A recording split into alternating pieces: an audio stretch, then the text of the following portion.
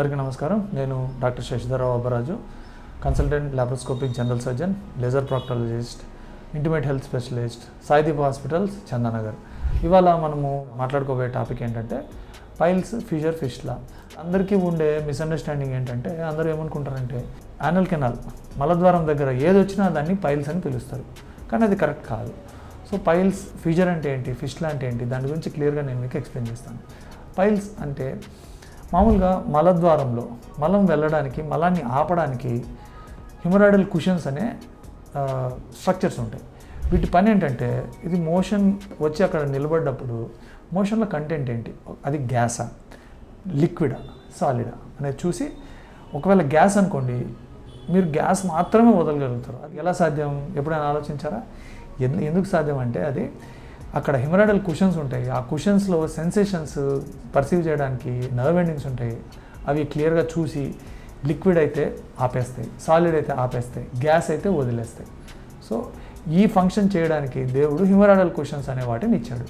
కానీ మనము ఇప్పుడు చూస్తే చాలా యానిమల్స్ 4 legged ఉంటాయి, మనం 2 legged, మనం ఎరెక్ట్ పోస్చర్ అజ్యూమ్ చేసుకున్న తర్వాత కొన్ని ప్రాబ్లమ్స్ మనం దాని ద్వారా కొని తెచ్చుకున్నాము. అందులో ఈ పైల్స్ కూడా ఒకటి. సో మనిషి నడవడం స్టార్ట్ చేసినప్పటి నుంచే ఈ పైల్స్ ప్రాబ్లం అనేది స్టార్ట్ అయింది. ఈ పైల్స్ అనేవి చాలా ఏన్షియంట్ టెక్స్ట్స్లో, ఈవెన్ ఈజిప్షియన్ స్క్రిప్చర్స్లో, రోమన్ స్క్రిప్చర్స్లో, వీటన్నిటిలో కూడా పైల్స్ గురించి ప్రస్తావన ఉంది.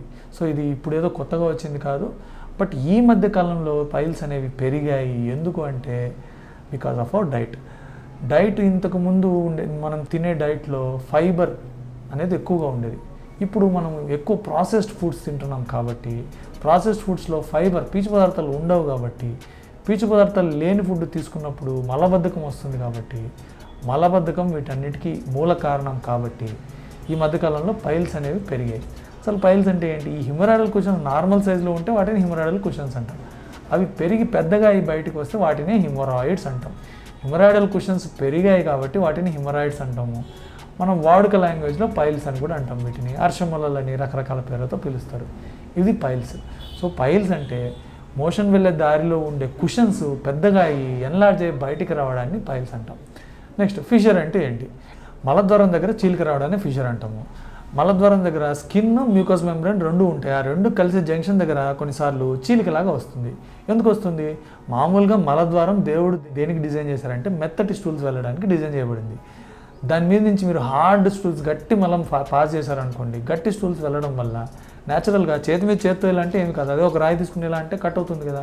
అలాగే యానల్ కెనాల్లో ఉండే చర్మం మీద నుంచి గట్టి మోషన్ వెళ్ళినప్పుడు ఆ ఫ్రిక్షన్కి, ఆ రాపిడికి అది కట్ అవుతుంది. దాన్నే ఫిషర్ అంటాము. సో దీనిలో 2 రకాలు ఉంటాయి, అక్యూట్ ఫిషర్, క్రానిక్ ఫిషర్ అని. దెబ్బ ఫస్ట్ టైం తగిలింది అనుకోండి, దాన్ని అక్యూట్ ఫిషర్ అంటాము. అదే సేమ్ ప్లేస్లో రిపీటెడ్గా మళ్ళీ దెబ్బ తగిలినప్పుడు ఏమవుతుందంటే ఆ చర్మం గట్టిగా అయిపోయి ఆ చర్మం ఇలా బయటికి చిన్న బుడిపిలాగా రూపంలో బయటకు వస్తుంది. దాన్నే క్రానిక్ ఫిషర్ అంటాం. ఇది ఫిషర్ గురించి. సో మలద్వారం దగ్గర చీలిక రావడాన్ని ఫిషర్ అంటాం. నెక్స్ట్ ఫిస్టులా, తెలుగులో దీన్ని భగంధరం అంటాం. సో మోషన్ వెళ్ళే దారితో పాటు ఇంకొక కొత్త దారి తెరుచుకోవడాన్నే ఫిస్టులా అంటాం. సో ఇప్పుడు ఈ ఫిస్టులలో చాలా రకాలు, చాలా గ్రేడ్స్ ఉంటాయి. అన్ని ఫిస్టులలో ఒకటేలాగా ప్రజెంట్ అవ్వవు, అన్ని ఫిస్టులకి ఒకటే రకమైన ట్రీట్మెంట్ ఉండదు. సో మోషన్ వెళ్ళే దారిని కంట్రోల్ చేస్తూ మోషన్ని ఆపడానికి 2 రకాల కండరాలు ఉంటాయి. వీటిని స్పింక్టర్స్ అంటాం. ఈ స్పింక్టర్స్ లోపల ఉండే ఒక స్పింక్టర్, బయట ఉండే ఒక స్పింక్టర్. లోపల ఉండే స్పింక్టర్ ఇంటర్నల్ స్పింక్టర్ అంటాం, బయట ఉండే స్పింక్టర్ని ఎక్స్టర్నల్ స్పింక్టర్ అంటాము. ఈ 2 స్పింక్టర్స్కి, ఈ కొత్త దారికి రిలేషన్ని బట్టి ఇవి 4 రకాలు, 5 గ్రేడ్స్ ఉంటాయి. సో రకాన్ని బట్టి, గ్రేడ్ని బట్టి ట్రీట్మెంట్ మారుతుంది. ఫిస్టులాలో ఏంటంటే మెయిన్ ఇంపార్టెంట్ థింగ్ ఏంటంటే మోషన్ పట్టుకునే శక్తి తగ్గకుండా ట్రీట్మెంట్ చేయాలి. సో మోషన్ పట్టుకునే శక్తి ఇచ్చే కండరం, ఎక్స్టర్నల్ స్పింక్టర్ ఏదైతే ఉందో దాన్ని డ్యామేజ్ చేయకుండా సర్జరీ చేయాలి. సో దీని గురించే మొత్తం ఇన్వెస్టిగేషన్స్ కానీ, ట్రీట్మెంట్ కానీ ఆ స్పింక్టర్ డ్యామేజ్ అవ్వకుండా చేయడం మీదనే ఆధారపడి ఉంటుంది. సో ఇది ఫిస్టులా గురించి. మీకు ఈ ప్రాక్టాలజీ సంబంధించి అంటే మలద్వారం దగ్గర ఏదైనా ఇబ్బందులు ఉంటే, దాని గురించి ఏదైనా డౌట్స్ ఉంటే మీరు సాయిదీప్ హాస్పిటల్ని కన్సల్ట్ అవ్వచ్చు. I'm certified laser proctologist.